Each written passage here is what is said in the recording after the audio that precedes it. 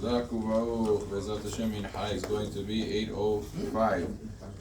We were discussing yesterday the Halacha about a person who made a Berachot and was planning to eat something that he wasn't allowed to eat. And we said that if it's something that the time is making it prohibited, as opposed to something that is inherently prohibited, so then he should take a little bit of a bite of it. And the example is, a person is supposed to wait 6 hours between eating meat and then having milk, and he said a bracha on milk after 4 hours. After 3 hours, he forgot that he had meat, and he already said the bracha, so he should take a little bit, a sip or a bite, whatever it is, just to be able to have the bracha fulfilled, and that way he can not have a bracha levatara situation.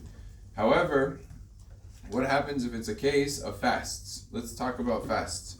If you have a fast day, and let's say it's Tisha B'Av, or let's say it's Shiva Asar B'Tammuz, these are fasts that are actually coming up not so far in the future, and a person said a bracha on water, he said a bracha on something during the fast.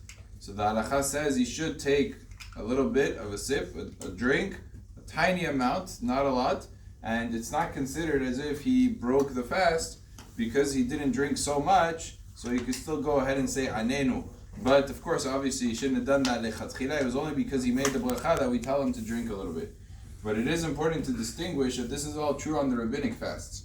On Yom Kippurim, which is a fast that's from the Torah, we don't make that argument. We don't say, oh well, because it's situational, because it's the time that's causing the prohibition, so you should have a little bit of a bite. If you went ahead and you said a bracha, no.